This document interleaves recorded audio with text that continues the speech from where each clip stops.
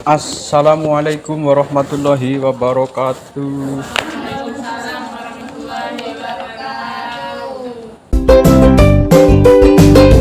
Mengenai sesat pikir ada pertanyaan, Mbak? Nggak ada, bagus.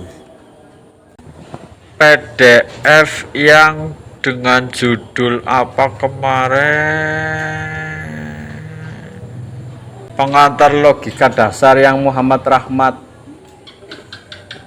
Coba dibuka Mbak bareng-bareng yuk. Masih ada nggak? Kalau yang sudah ada ya minta temennya itu. Kalau yang sudah nggak ada. Kesalahan berpikir sih nyalahke sopo Mbak? Yang menyalahkan siapa?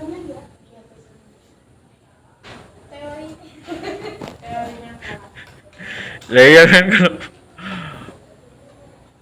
kalau cowokmu salah kan yang menyalahkan kamu. Iya kan jelas kan ada yang menyalahkan. Iya, kalau kesesatan berpikir lah ini yang menyalahkan siapa? Mikir-mikir dewek kok, mikir-mikir sendiri kok disalahkan. Kesalahan.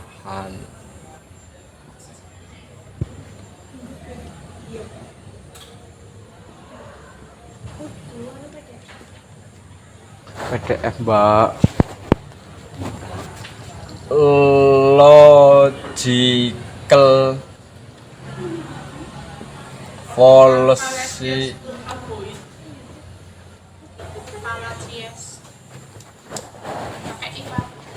Iya kalau jamak pakai i. Kalau fallacy-nya jamak jadi fallacies. Kalau nggak jamak ya pakai y.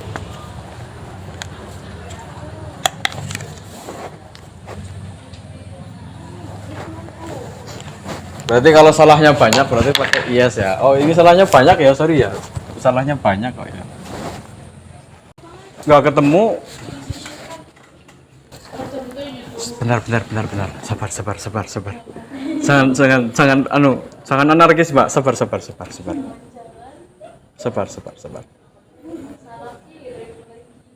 Yang dulu yang pertama kedua pertemuan kedua itu loh di atas Mbak. Tapi sudah saya hapus sih di HP. Makanya itu karena sudah saya hapus. Bentar ini koreksinya gimana sih ya?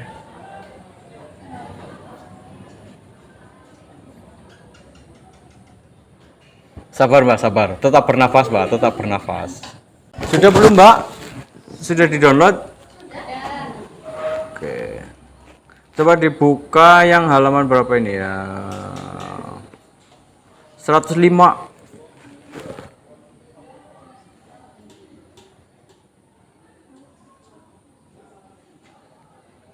Kesesatan dalam berpikir. Ketemu kadang beda sih halamannya ya bab terakhir lah.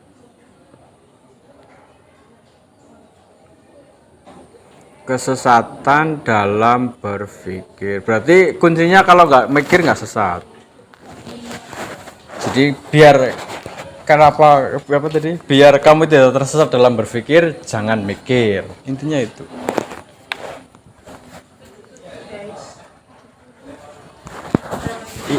Ini yang anak Silongo ke berangkat apa? Enggak. Siapa namanya ya? Faridatul. Kenapa dia katanya?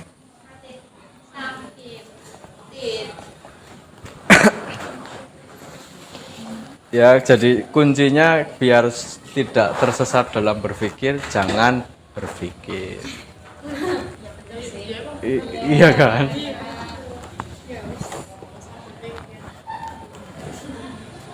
Kalau kamu nggak mikir, kamu nggak akan tersesat.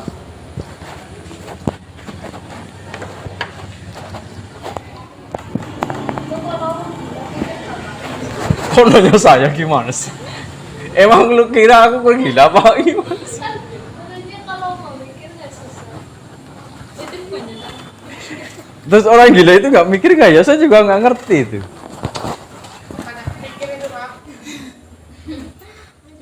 Cobalah kalau kamu punya saudara atau tetangga atau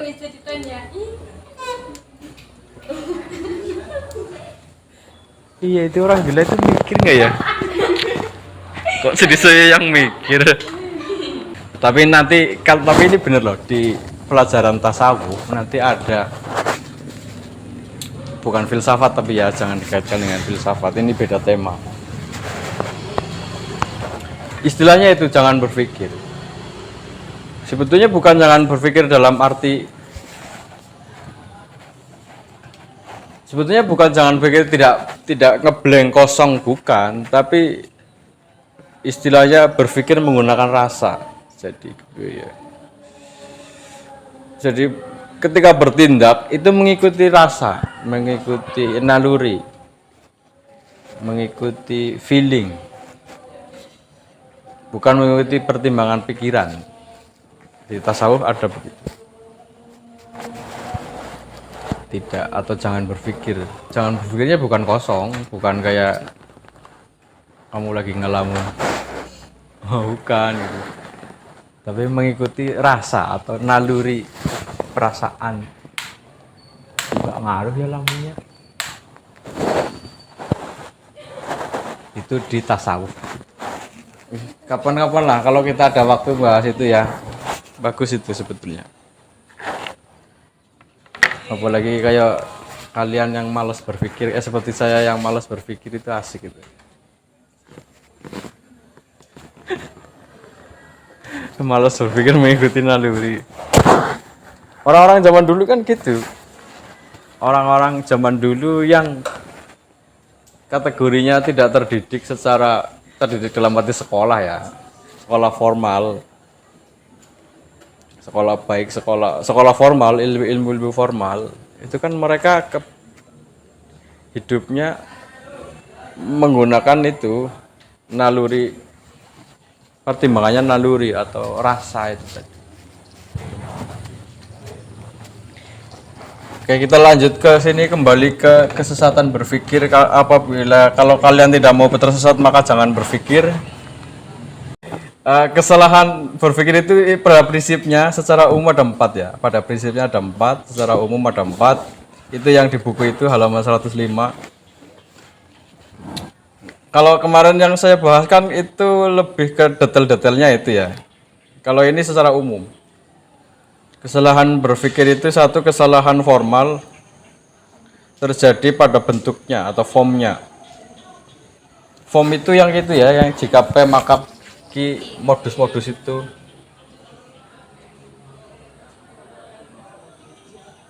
Ini form ya namanya ya, rumus.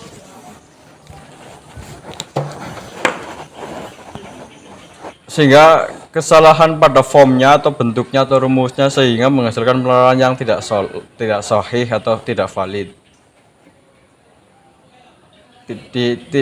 Karena tidak diikutinya aturan-aturan logika. Rumusnya tidak diikuti, makanya salah. Yang kedua, kesalahan logika material. Ini terjadi berkaitan dengan isi atau fakta-fakta dari materi penalaran. Yang pertama, hal ini mencakup 2 hal. Yang pertama, kesalahan bukti-bukti. Salah dalam mengambil bukti. Ya, cinta itu nggak bisa dibuktikan. Tapi kamu dibohongi cowokmu bahwa saya ingin menidurimu, itu bukti cinta gitu misalnya. Itu juga kebohongan itu. Padahal nafsu dan cinta itu kan 2 hal yang beda. Gitu.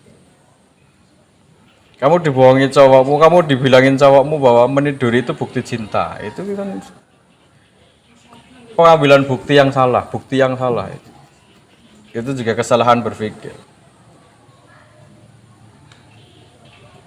Mungkin alurnya benar, tapi membuktikannya salah, buktinya salah, mengambil buktinya salah. Tuh. Kemudian kesalahan ketidaksesuaian. Terus yang nomor 3 kesalahan linguistik. Bahasa penyampaiannya yang enggak pas. Blibet. Tahu blibet ya? Blibet, ngomongnya blibet. Menyusun kalimatnya tidak pas, tidak benar. Itu juga kesalah nanti kesimpulannya.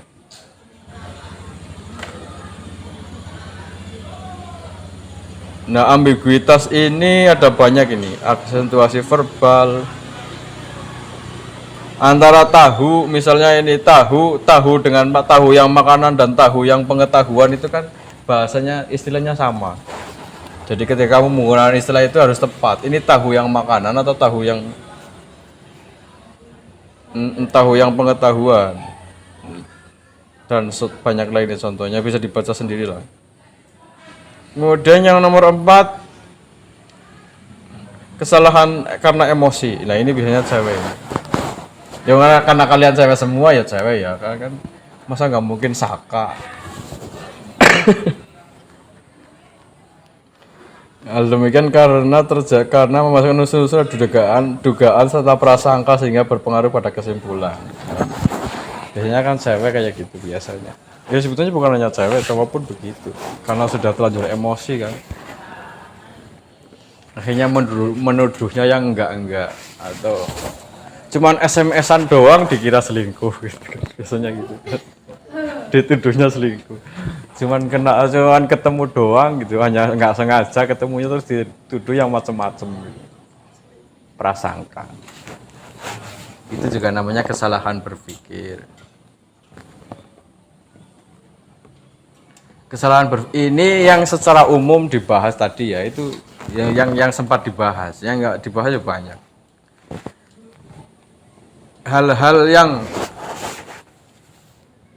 dalam keseharian contohnya, hal-hal yang sering menimbulkan konflik itu ya salah satu sebabnya kesalahan berpikir, salah paham. Salah paham itu juga salah berpikir, sesat pikir. Ya hal-hal yang menjadi konflik, terutama konflik rumah tangga, konflik antar saudara, salah paham itu juga kesesatan berpikir. Beda pendapat, Mbak. Ya, tapi kalau biasanya beda pendapat itu nggak apa-apa ya, tapi beda pendapatan itu yang jadi.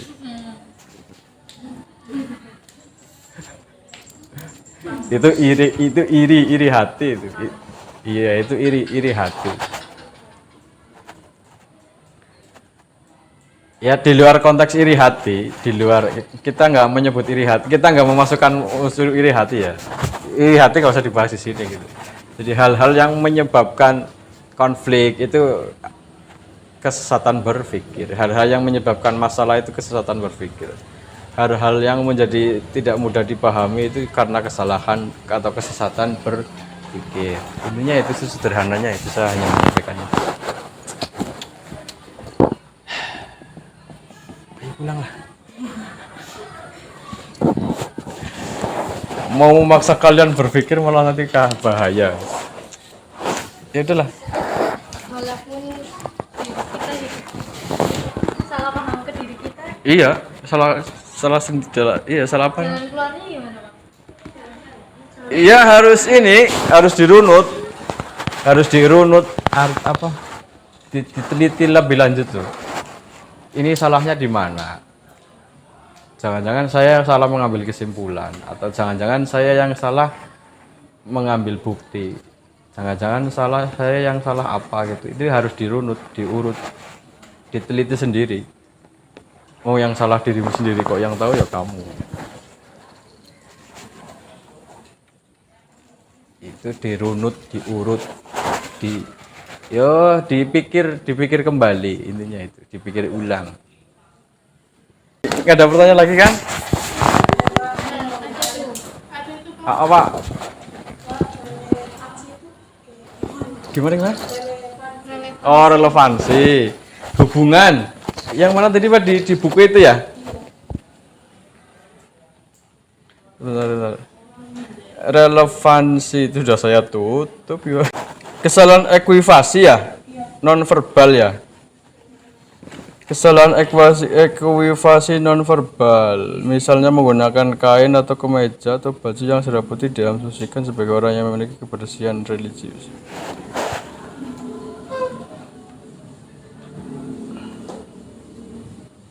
Kalau yang ekuivasi verbal ini terjadi kesesatan dijelaskan oleh bunyi yang sama dimaknai dua arti yang saling berbeda. Ekuivasi itu hubungannya atau relevansi verbal. Verb itu bahasa ya, ucapan. Non verbal itu non-verbal itu lebih ke pemahaman masyarakat, asumsi itu dugaan atau prasangka. Kan di sini kan yang dicontohkan kalau orang yang memakai baju putih itu kan diasumsikan orang yang suci secara religius. Itu juga sebetulnya sesat pikir juga. Apalagi ya kalau yang ekuivasi verbal ini menjilat ya,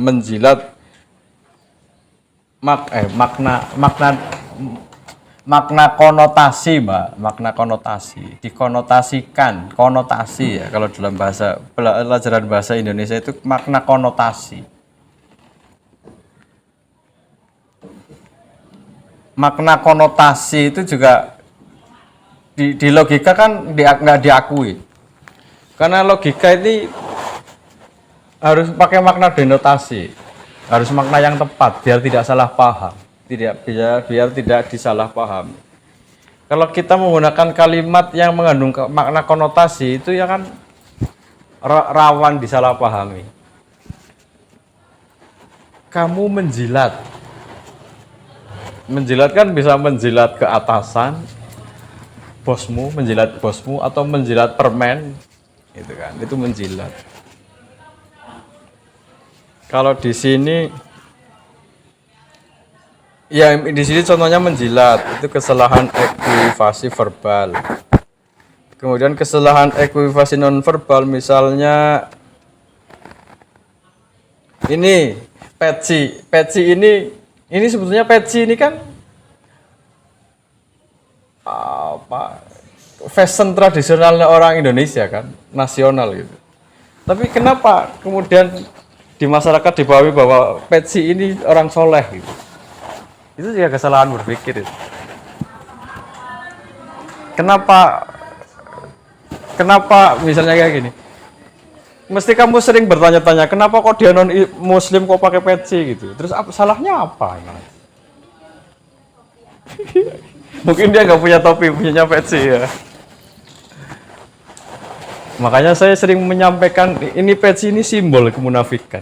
Ini untuk menutupi kemunafikan jadi saya pakai ini. Sebetulnya ya aslinya saya binatang gitu kan. Tapi begitu saya pakai ini, binatangnya seolah-olah terus nggak kelihatan. Saya jadi manusia soleh. Nah, ini juga termasuk itu tadi kesesatan berpikir ya. Mengaitkan bahwa peci ini tanda kesolehan itu juga sesat. Sarung juga iya. Sarung itu kan pakaian tradisional orang Jawa. Kenapa kalau sarung itu? Mungkin kalau sarung diidentikan dengan santri masih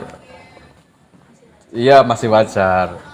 Karena kebiasaannya begitu. Tapi ketika sarung dikaitkan dengan kesolehan itu yang terlalu jauh itu sesatnya. Karena orang mencuri pakai sarung ya banyak kok. Buktinya kalau kamu ke masjid pulang sandalnya hilang, pakai mukena itu, iya kan? Iya kan bukan hanya orang Jumatan saja, kamu misalnya pengajian kayak atau sholat yang di masjid sholat bareng-bareng, sering kan sandalnya hilang. Padahal sama-sama bareng pakai mukena bareng, pakai peci, pakai sarung bareng. Itu namanya sesat pikir ya, mengaitkan sarung dengan kesolehan, mengaitkan peci dengan kesolehan.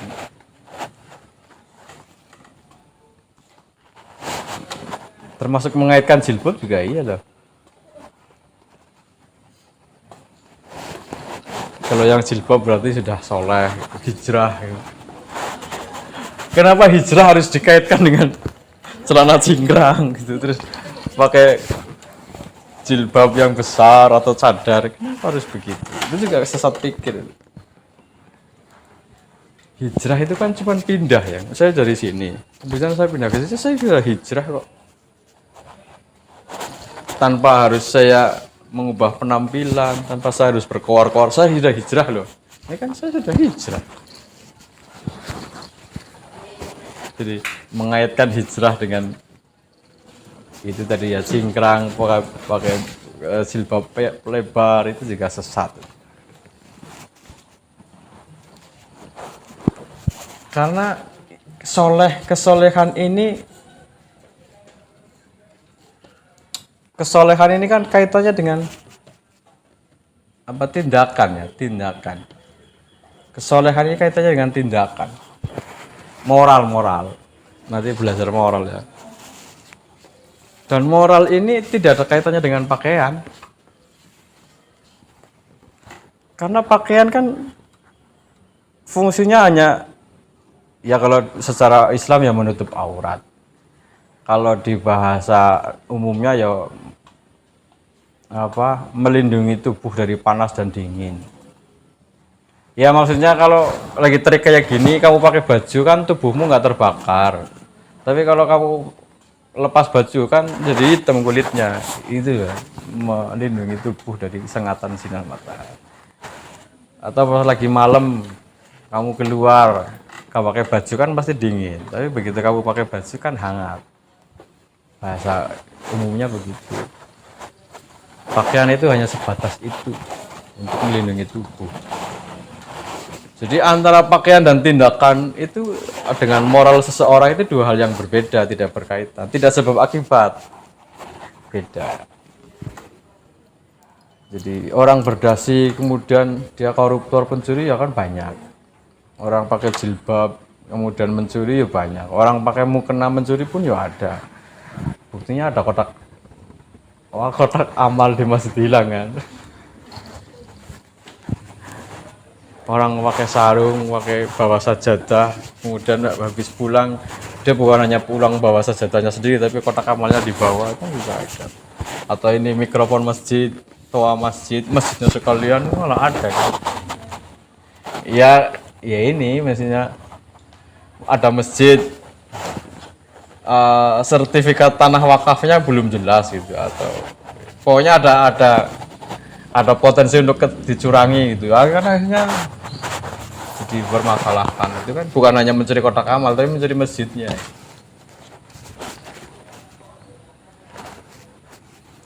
Itu mengaitkan antara moral dengan pakaian, itu juga kesalahan berpikir. Ini tadi ya. Baju putih dikaitkan dengan soleh, religius.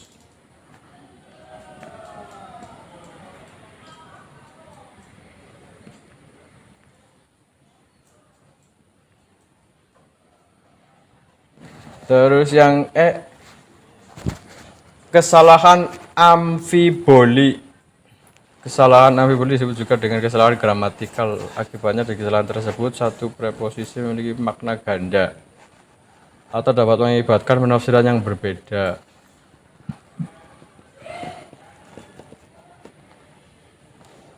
Kesalahan amfiboli ini kesalahan dalam merangkai kalimat. Subjek dan predikatnya tidak jelas. Di sini yang dicontohkan, dijual kursi bayi tanpa lengan. Ini yang dijual ini kursi bayi tanpa lengan, apa dijual kursi dan bayi tanpa lengan gitu ya. Atau kursi bekasnya bayi yang tanpa lengan. Macam-macam jadinya.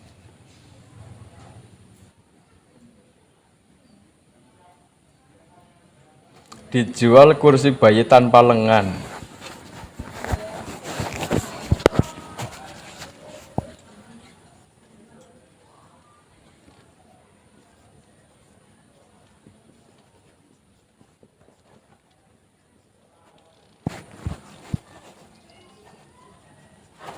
Dijual,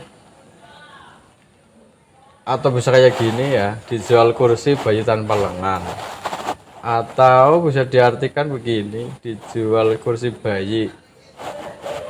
Jadi kursi bayi tanpa lengannya ini, bayinya yang tanpa lengan apa kursinya yang tanpa lengan? Ini kan nggak jelas. Tanpa lengannya ke sini atau ke sini kan nggak jelas gitu. Dijual kursi bayi. Kalau yang memang kursinya tanpa lengan kan berarti kursinya kayak nggak ada gininya. Ini namanya lengan kursi. Ini kursi tanpa lengan. Tapi kalau dijual kursi bayi tanpa lengan, maksudnya bayinya yang tanpa lengan, berarti kan kursi bekas puyanya atau bekas dipakai bayi yang nggak punya lengan.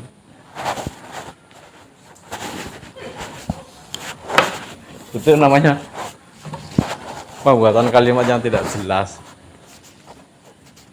Harusnya dikasih koma, makanya ada fungsi koma kan.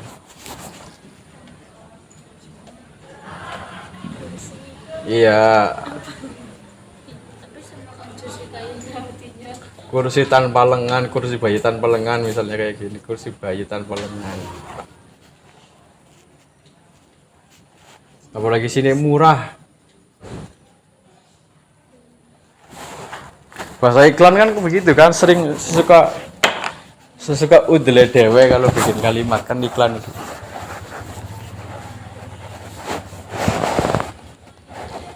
Tapi kalau kalian bikin skripsi karya ilmiah, jangan hindari kalimat-kalimat yang enggak jelas gitu. Subjeknya harus jelas, predikatnya harus jelas.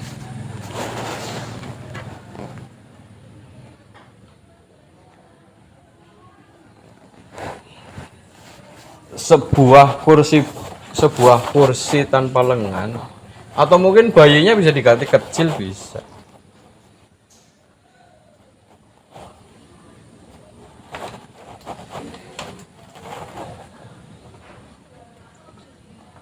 Sebuah kursi tanpa lengan, Bayi. ukuran bayi,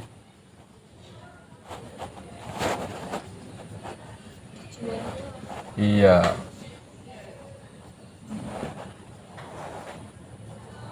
Kalau kayak gini kan lebih jelas. Ketika membuat kalimatnya begini kan lebih jelas.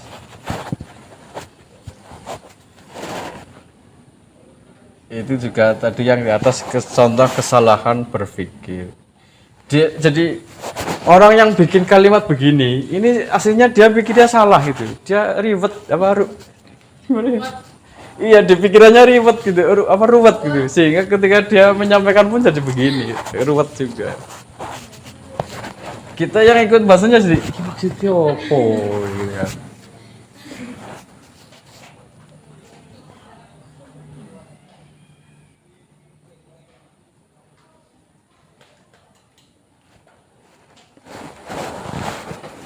Terus yang F, kesalahan metaforis.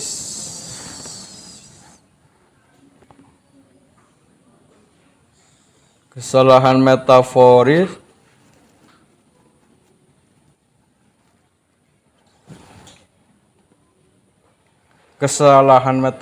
atau kesesatan metaforis merupakan kesalahan kesalahan yang terjadi karena campurnya antara kiasan dengan makna yang sebenarnya.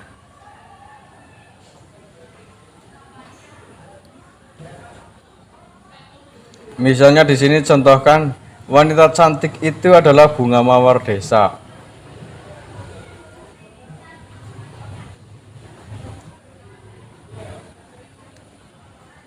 Dia di kalimat ini menggabungkan antara makna yang sebenarnya dengan makna metafornya dijadikan satu kalimat. Wanita cantik itu adalah bunga desa.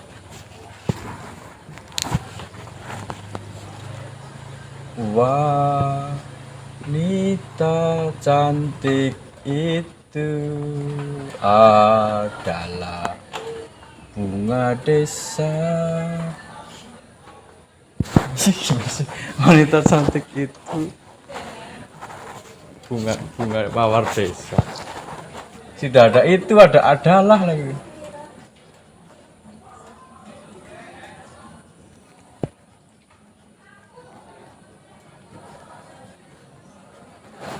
Jadi wanita cantik dan bunga mawar ini kan mengandung makna yang sama. Di kalimat ini loh. Ketika berbicara tentang wanita, Bunga mawar adalah berarti wanita cantik. Oke. Iya. Oh, bukan desanya nggak itu.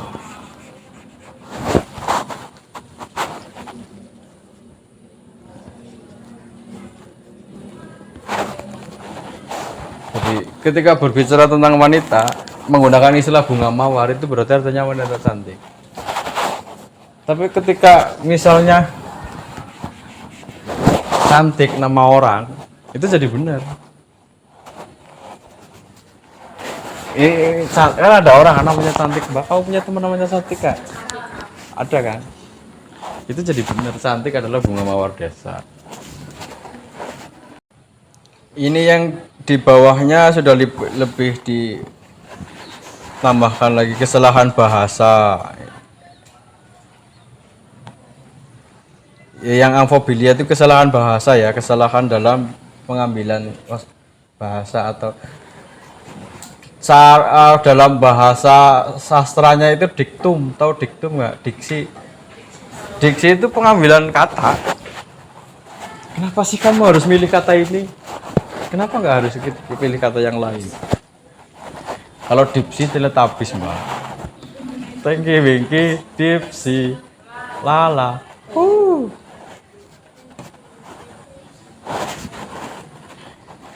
Diksi itu pengambilan kata ya, pemilihan kata. Kalau diksinya nggak pas, jadinya salah.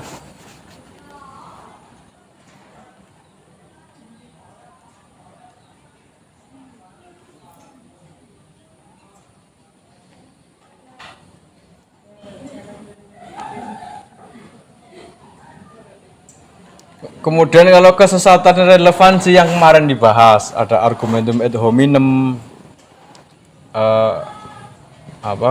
menyerang orang, menyerang pribadi orang. Ada argumentum ad populum, penilaian diajukan untuk meyakinkan para pendengar dengan mengatasnamakan kepentingan rakyat atau orang banyak. Argumentum ad populum, ada argumentum ad verecundiam. Kemarin sudah dibahas lah. Ignoratio elensi.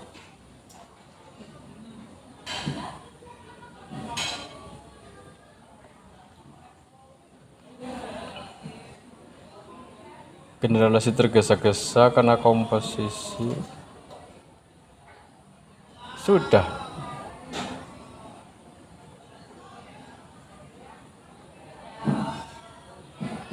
Intinya seperti itu, bahwa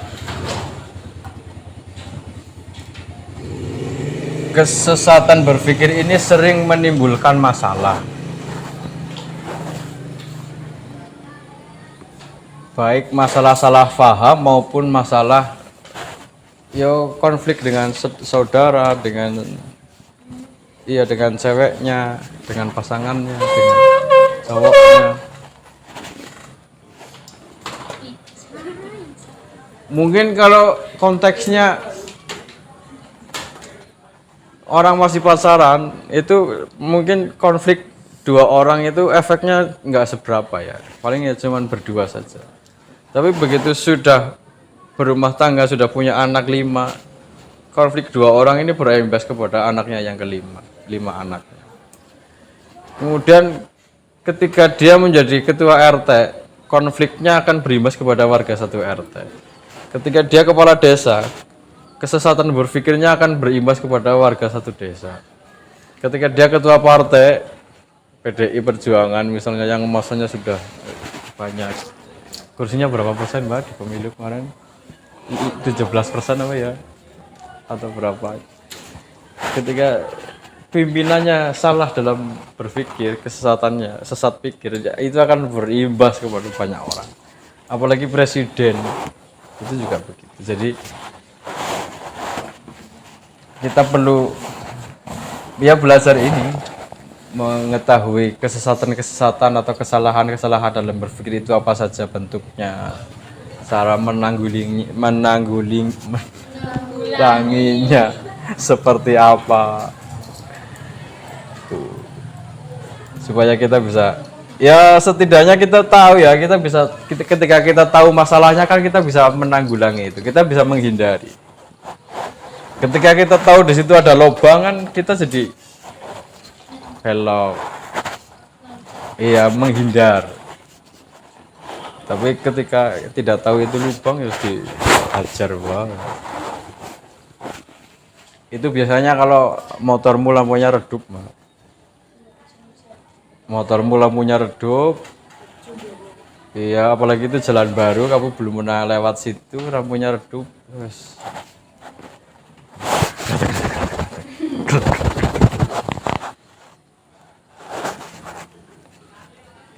Kurang lebih seperti itu.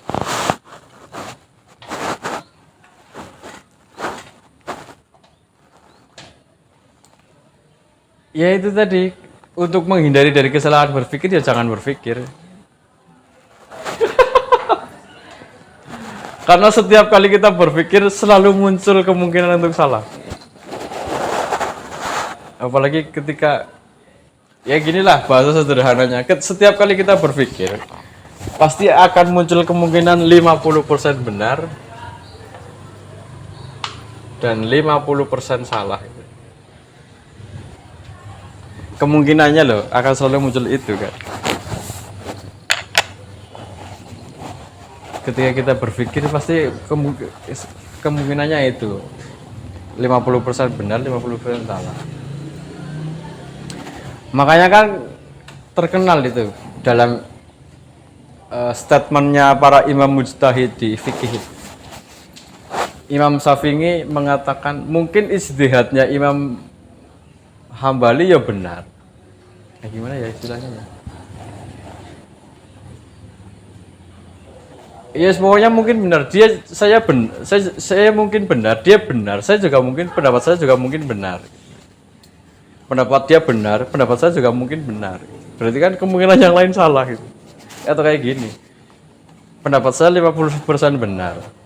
50% salah. Pendapatnya dia juga 50% benar, 50% salah. Ya karena begitulah. Ketika manusia berpikir ya selalu muncul kemungkinan salah benarnya.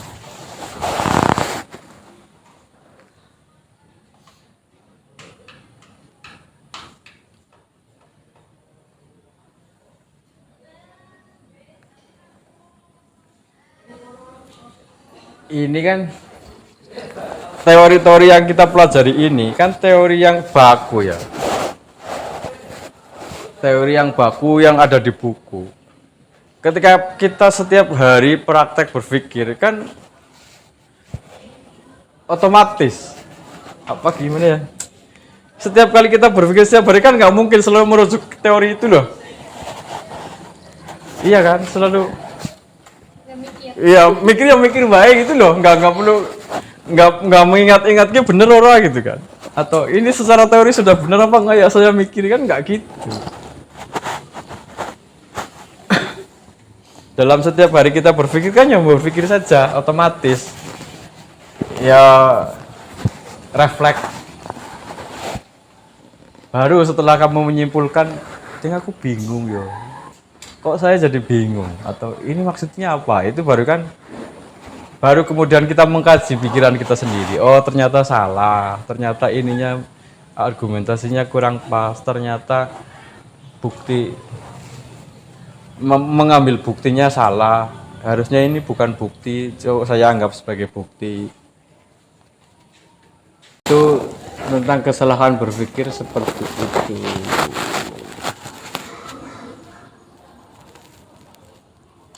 Kembali ke logika modern, yang modus-modus sudah paham, Mbak? Modus Polen, modus Tolen. Ada rumusnya, ada contohnya, itulah tinggal dibaca ya, Mbak. Yuk. Yuk, Bob. Siap, Bos. Insya Allah kalau lupa. Yang saya share itu logika fasi, itu ya cuman untuk baca-baca wae lah. Itu nggak usah dipelajari, itu terlalu jimat. Logika fasi itu untuk orang-orang yang belajar informatika. orang-orang yang anak-anak yang belajar informatika, bahasa pemrograman, bikin program, bikin aplikasi, membobol bank,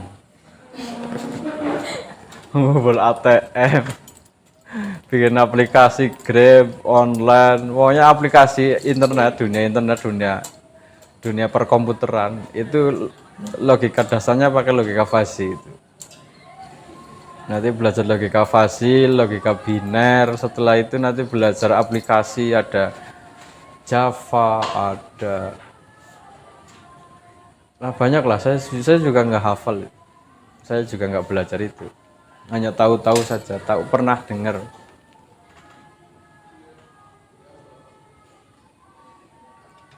Apalagi sekarang sudah ada AI, artificial intelligence. Kita mau bikin coding, bikin web, tinggal minta tolong sama AI beres itu. Nggak perlu, oh kamu mau bikin rumah, desain rumah, kamu tinggal minta AI beres itu. Nggak perlu nyewa kontraktor, nggak perlu desainer apa? Tukang bikin rumah bukan desainer, arsitek gimana sih? Makanya itu ya, tapi kan ini sama kan, desain rumah sama desain, sebetulnya sama-sama desain, satunya desain rumah, satunya desain baju, kenapa kok istilahnya beda? Saya kadang juga heran itu, sama-sama desain kok beda jadi.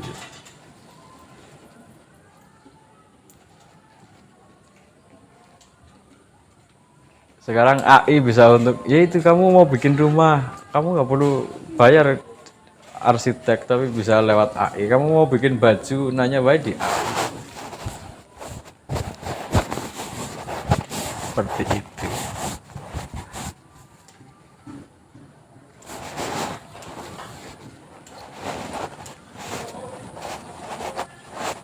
Tapi kalau kamu mau menikah ya jangan pakai jangan sama AI itu. Nggak sah itu nanti. Membubarkan hukum fikih ntar kamu. Logika itu sangat erat kaitannya dengan bahasa. Jadi ketika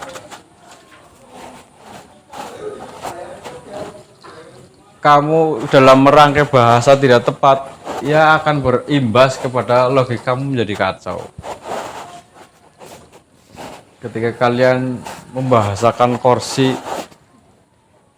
makanya hal-hal yang tidak bisa dibahasakan itu tidak bisa dilogikakan. Kamu bisa nggak nyari sesuatu yang tidak ada namanya, misalnya apa ya? Ini loh. Ini kan alis kan ya? Ini kan istilah khususnya alis. Ini kan aslinya rambut di atas mata kan? Ini iya kan, makanya dinamakan alis. Terus misalnya ini loh, ujung hidung. Ini namanya apa? Ujung hidung kok.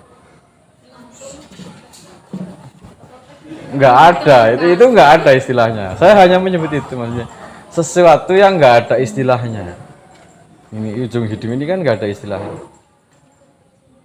Termasuk ini apa ini? Enggak. Ya yang tempat anting-anting itu kan, nggak ada ini bahasanya. Coba kamu mau melogikakan ini gimana coba? Bahasanya ya nggak ada, ngomongnya susah. Sesuatu yang tidak ada bahasanya itu kan nggak bisa dilogikain. Jadi logika dan bahasa ini sangat berkaitan.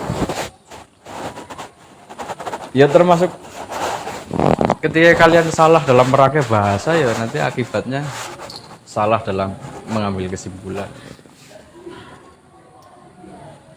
Itu makanya nanti di filsafat bahasa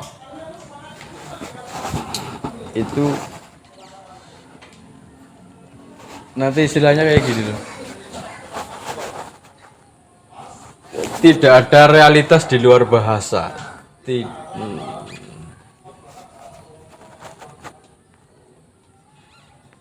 Tak ada realitas